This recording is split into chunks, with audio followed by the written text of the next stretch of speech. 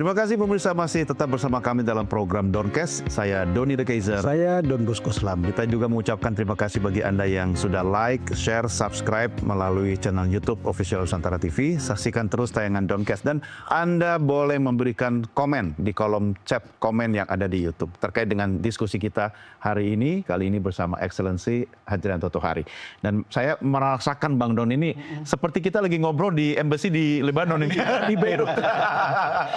Kalau lihat tadi itu Pak Dubes, kalau kita lihat dari penjelasan, ini kan seperti kita punya semacam pesimisme terhadap gencatan senjata menuju fase 2.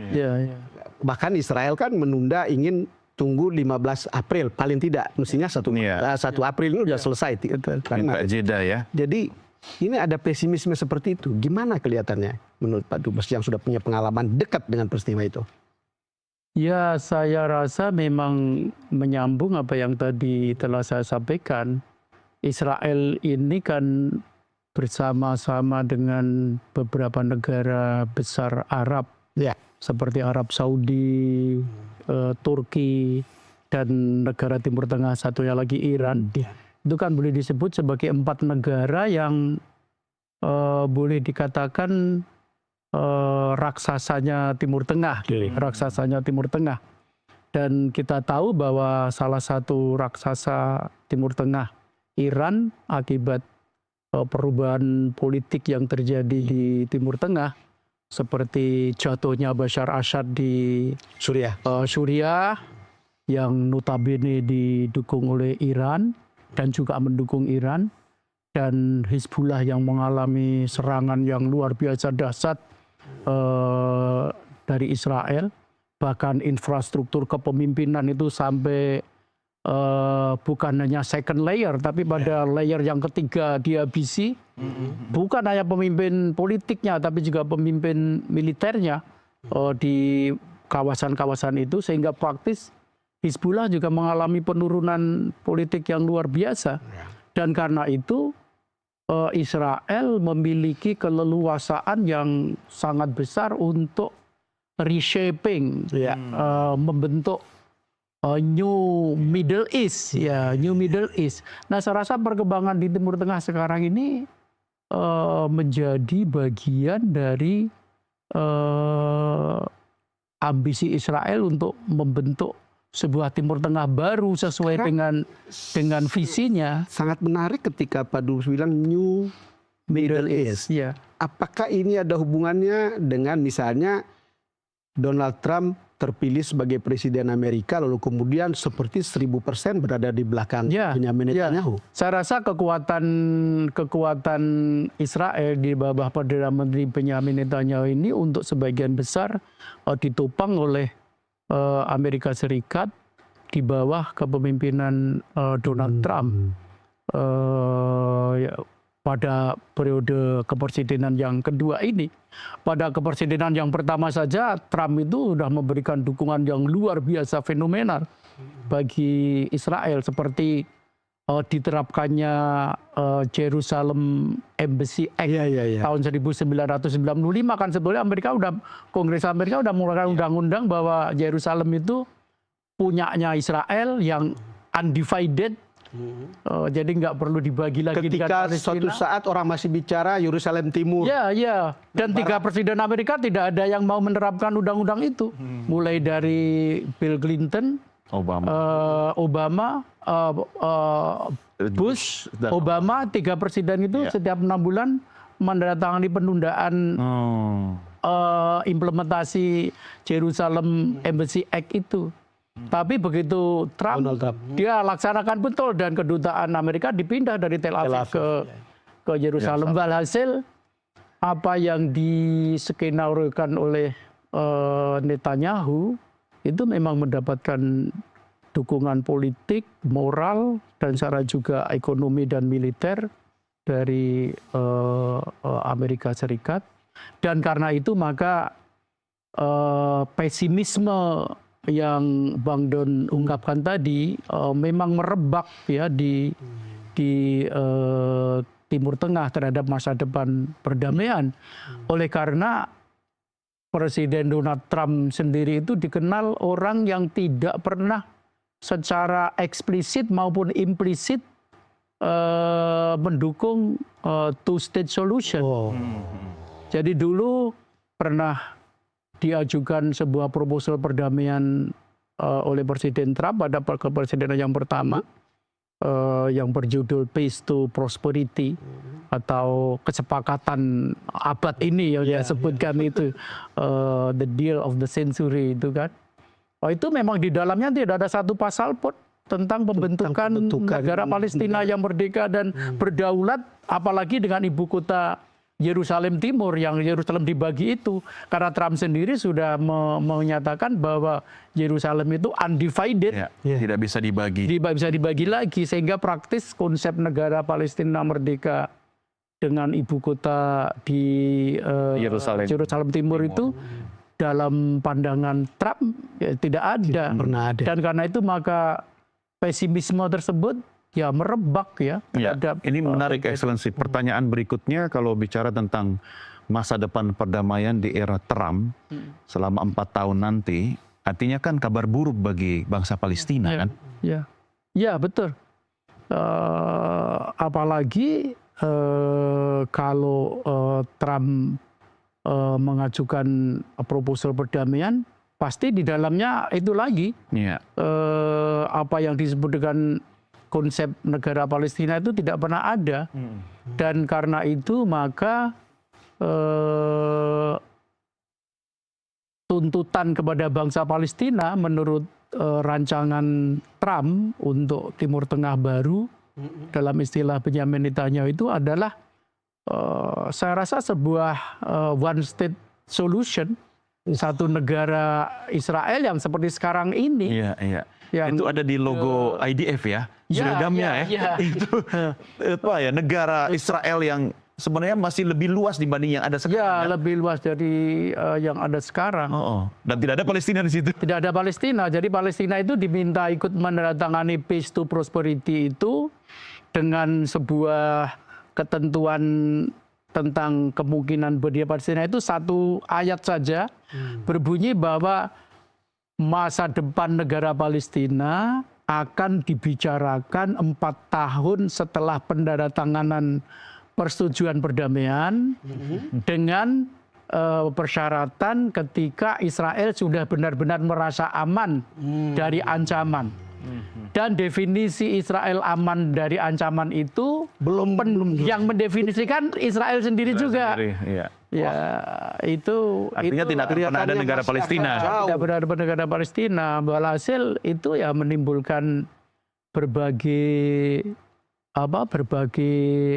tindakan politik dan semi militer dari kalangan Palestina yang tentu saja ada kelompok-kelompok yang tidak sabar, frustrasi karena ketidakjelasan konsep perdamaian yang banyak dijanjikan oleh dunia internasional, sehingga terjadi misalnya seperti serangan 7 Oktober tersebut.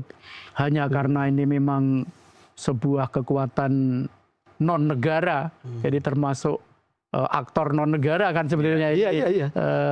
Hamas dan Palestina sekarang kan tidak ada negara, dan juga mesin opini yang praktis di bawah kemampuan mesin opini Israel yang didukung oleh Barat. Maka seakan-akan apa yang terjadi itu bermula dari tanggal 7 Oktober itu. Dan sekarang pertanyaan awam ini, Pak Dubes. Ini dengan tidak ada pengakuan two-state solutions itu, apakah ini ada hubungannya dengan pengosongan Gaza? Ya, karena dalam konsep Israel, terutama yang disuarakan oleh kelompok-kelompok garis keras, memang yang disebut Israel itu semua wilayah Palestina sekarang ini, termasuk di dalamnya Gaza.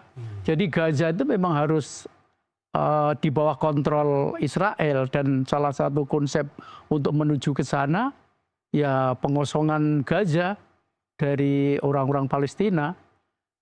Dan kalau toh dipertahankan, maka jumlah warga negara keturunan Palestina itu dalam konsep Israel itu kan tidak akan boleh lebih dari 20%. sekarang ini kan warga Palestina yang menjadi warga negara Israel ya. itu sekitar 18,5 sampai 19,5%. Bahkan mereka memiliki partai politik, ikut pemilu, dan memiliki wakil di parlemen. Bahkan dalam kabinet koalisi yang dibentuk, kadang-kadang ada yang bisa masuk di situ. Tapi tetap dijaga di bawah 20%. Di bawah 20%. Ya, karena kalau semua konsep perdamaian itu diterima, Israel juga tidak mau dan tidak berani. Karena kalau warga Palestina semua menjadi warga negara Israel, belum lagi yang pengungsi pulang, itu jumlahnya sudah 50-50. Kalau ditambah pengungsi pulang, itu bisa 60-40. Nanti kondisinya sama seperti dulu. Kenapa tidak, kan mestinya kan jadi simple. Selama pengakuan pada negara Israel, nggak apa-apa kan walaupun mereka bertambah banyak. Toh ini negara Israel. Iya. Apalagi kalau kemudian ini tidak menjadi negara Yahudi. Artinya sebuah negara demokrasi yang terbuka. Tidak ada warga negara kelas 1, warga negara kelas 2. Semua warga negara memiliki kedudukan yang sama. Ya, itu mungkin salah satu alternatif baru dari alternatif selama ini. Selama ini kan biasanya alternatifnya kan ada 3. Yang pertama itu two-state solution. Ya, two-state solution. Walaupun two-state solution ini juga beda-beda antara two-state solutionnya Palestina dan two-state solutionnya Israel. Dalam banyak hal. Yang kedua, one-state solution. Ini juga one-state solution versi Palestina dan one-state solution versi Israel juga berbeda-beda. Di kalangan bangsa Palestina kan juga ada Hamas. Setidak-tidaknya secara retorika tidak ada pembagian karena ini wilayah kami dan semua berhak untuk berada di wilayah tersebut. Tapi dari pihak one state solution dari pihak Israel juga beda lagi. Itu sebuah Israel yang monolitik. Boleh ada warga negara non Yahudi tetapi jumlahnya tertentu dan terbatas, karena itu tidak semua orang bisa tinggal di situ karena bisa merubah konstelasi politik. Melihat kondisi yang seperti itu, Excellencies, artinya kalau kita kembali ke proposalnya Trump, itu kan sebenarnya sulit untuk diterima oleh semua pihak secara adil kan? Pasti ada salah satu pihak yang menolak gitu. Apakah memang sengaja Trump mengkondisikan untuk status quo? Ya, banyak yang mengatakan bahwa konsep perdamaian Trump seperti yang dulu dimanifestasikan dalam Peace to Prosperity itu adalah konsepsi Zionisme, termasuk konsepsi Zionisme fundamentalis. Jadi memang kayaknya konsep itu dibuat untuk mengokohkan dominasi bangsa Yahudi yang sekarang berada di Israel itu untuk melanggengkan dominasinya tersebut. Itu saya rasa inti dari Peace to Prosperity itu ke situ. Tapi kalau pertanyaan sederhana, pertanyaan warung angkring nih kalau orang Jogja itu, mungkin nggak sih dengan one state solution tapi di dalamnya ada bangsa Israel dan bangsa Palestina as a nation, apapun namanya gitu? Ya, di Palestina itu ada sebuah jurnal, namanya itu Palestine Israel Journal. Ya, jadi Palestina itu, bangsa Palestina itu, meskipun orang bangsa yang belum memiliki negara, itu ada banyak jurnal, Bang Don. Luar biasa itu dari sudut secara akademis. Dan perlu diketahui orang-orang Palestina di Lebanon itu sangat kuat di American University of Beirut. Itu universitas tertua yang didirikan oleh misionaris Amerika tahun 1854. Palestina kuat di situ. Baik itu di situ. Dan mereka mendirikan Palestine Journal atau Journal of Palestine yang peredarannya itu di universitas terkemuka di Amerika menjadi perwakilan dan menjadi cabang dari jurnal tersebut karena itu dikeluarkan oleh Institute of Palestine Studies. Ya, itu sangat jurnal yang sangat prestisius. Nah, di samping itu ada tadi yang saya sebutkan, Palestine Israel Journal, yang redaksinya itu terdiri dari banyak para pakar, akademisi, pemikir, filosof Palestina dan juga Israel bergabung dalam jurnal tersebut. Yang di situ boleh dikatakan orang-orang yang cukup liberal, yang mungkin pemikirannya juga ada gap dengan masa di bawahnya masing-masing, yang mendambakan one state solution. Jadi kita bisa baca jurnal tersebut, betapa kedua kelompok yang bergabung di dalam jurnal tersebut itu menjadi kelompok-kelompok yang sangat vokal, mengecam masing-masing golongannya yang tidak berpihak kepada perdamaian, apalagi mereka cukup banyak yang cenderung kepada one state solution. Ya, karena ya biasanya mereka ini adalah orang-orang yang datang dari akademisi yang sekuler, ya, yang liberal kita katakan yang liberal. Karena memang uniknya di konflik Palestina Israel ini konsep tanah suci, ya Holy Land, tanah suci. Yerusalem kan dianggap sebagai tanah suci bagi agama Yahudi, bagi agama Nasrani, Kristen maupun bagi agama Islam. Ya, dan yang mengklaim Yerusalem itu hampir utuh. Uniknya orang-orang yang biasanya percaya pada tanah suci itu kan orang-orang yang religius kan. Yang sangat agamis gitu. Bagi orang non agamis kan semua tanah ya mana ada yang tanah suci dan sebagainya. Tetapi ini untuk kasus Yerusalem ini para pendukung kelas berat klaim terhadap Palestina itu banyak orang-orang sekuler. Ya, ini seperti orang yang sangat sangat fanatik kepada agamanya. Bahkan kalau disinggung sedikit sudah meledak, tetapi dia nggak sholat, nggak pernah ke gereja dan sebagainya gitu. Ya beda-beda seperti itu.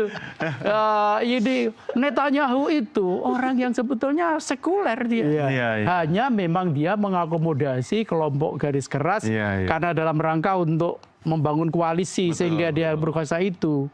Yang sebetulnya dia ini mungkin sekulernya sangat lebih sekuler lagi, sangat radikal. Tapi karena untuk menghimpun kekuatan itu, politiknya, begitu memuja-muja tanah suci gitu. Ya, dan kalau pidato suka mengutip-ngutip tanah suci yang dipolitisasi. Betul, Kan memang kalau menurut orang tua itu yang suka berantem kan saudara. Kan satu ibu satu bapak ya kan.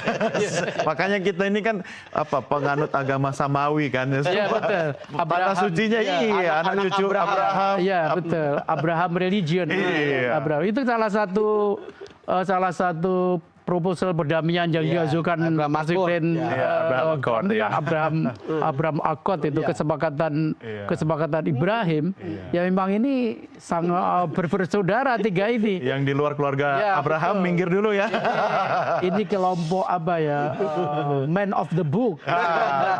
Makanya kita harus tambah kopi lagi nih kayaknya nih. Makin kesini makin hangat diskusi kita. Pemirsa jangan kemana-mana. Downcast segera kembali sesaat lagi.